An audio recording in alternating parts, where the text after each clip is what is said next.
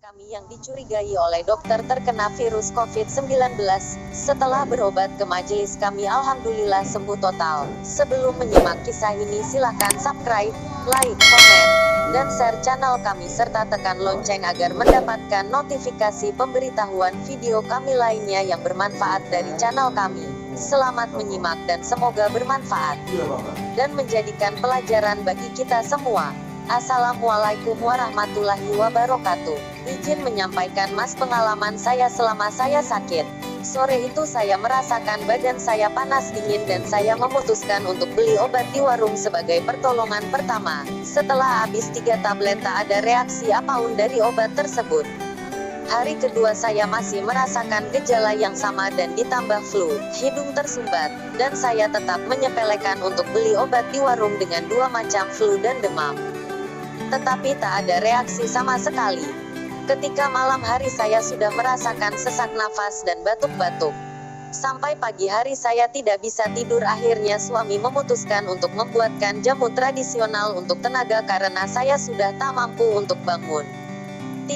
Hari ketiga rasa sakit semakin parah, untuk berbicara saja saya sudah merasa terengah-engah, saya hanya bisa berbaring dan selimut dan batuk-batuk, nafas cepat.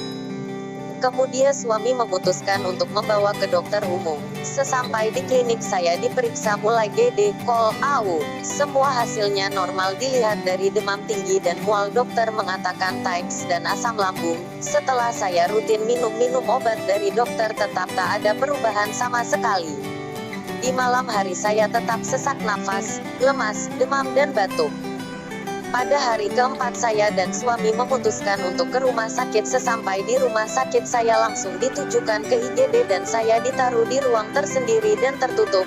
Di dalam IGD saya diberi pertolongan mulai dari suntik lambung untuk menghilangkan rasa mual, pasang oksigen, kemudian ambil sampel darah dan foto ronsen.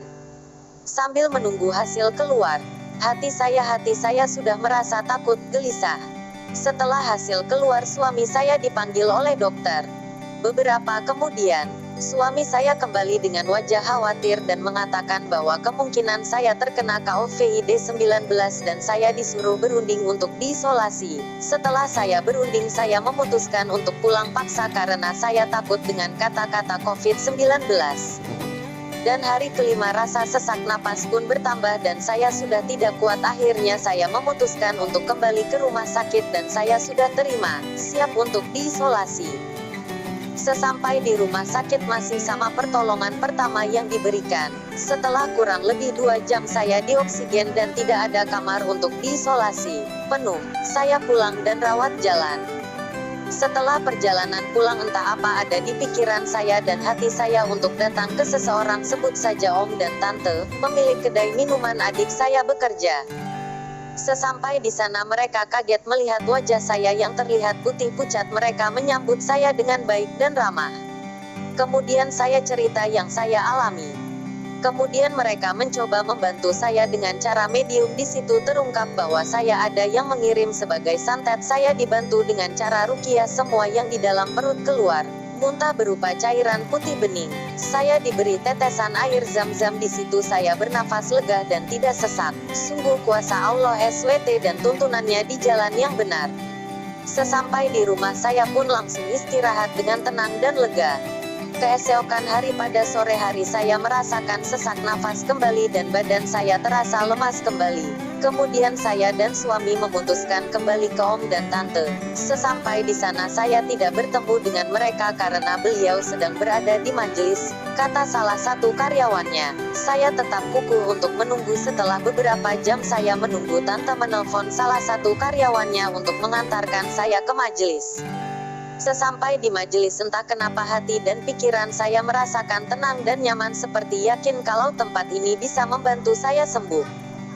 Di sana saya disambut dengan ramah dan aura di tempat sana sangatlah tenang dan damai. Saya merasa aman dan tenang dekat dengan orang-orang di majelis. Di sana saya di medium lagi, ternyata masih hal yang sama, santet. Kemudian di majelis saya dibantu diobati dengan atas izin Allah Subhanahu wa Ta'ala. Saya merasakan tenang dan nafas sedikit lega. Kemudian saya dan suami berbincang-bincang di majelis dan semua digali sangat dalam.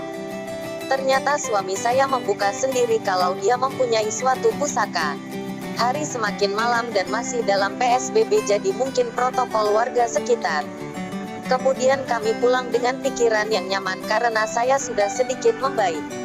Di keesokan harinya saya dan suami kembali lagi ke majelis dengan membawa semua pusaka suami saya. Setelah di sana kami di medium, ternyata selain sakit saya dari santet, juga dari kodam pusaka suami saya yang ingin meminta jatahnya tumbal. Setelah itu suami saya meminta tolong kepada salah satu anggota di majelis untuk melepas semua kodam dan pusaka yang pada dirinya. Alhamdulillah semua kodam dalam pusaka bisa dilepas, tapi suami dan saya harus benar-benar bertaubat kepada Allah dan tidak menyekutukan Allah yang Maha Agung. Setelah saya diberikan amalan-amalan mandi taubat beserta sholatnya, kami berusaha untuk melaksanakannya. Hari semakin malam kami pun pamit pulang. Kami pun pulang dengan hati senang dan bersyukur atas pertolongan yang diberikan Allah. Sesampai di rumah kami mencoba amaliyah mandi taubat. Subhanallah, kuasa Allah sungguh tenang hati dan pikiran kami. Tapi begitu besar godaan yang menghantui kami. Hari demi hari kami memutuskan untuk sering datang ke majelis dengan berkumpul. Hari demi hari keadaan saya semakin membaik dan hilang rasa badan lemas, sakit, sesak nafas, dan lainnya. Saya sangat berterima kasih kepada Allah yang sudah menuntun saya dan suami ke jalan yang benar melalui majelis ini. Sekarang keluarga saya menjadi harmonis dan mendapatkan tambahan rezeki. Meskipun saya sering melewatkan mandi taubat, saya akan mencoba terus istiqomah. Atas izin Allah saya pasti bisa. Sekian kisah pengalaman saya selama saya sakit. Mohon maaf jika ada kesalahan tulis maupun bahasa saya. Wassalamualaikum warahmatullahi wabarakatuh.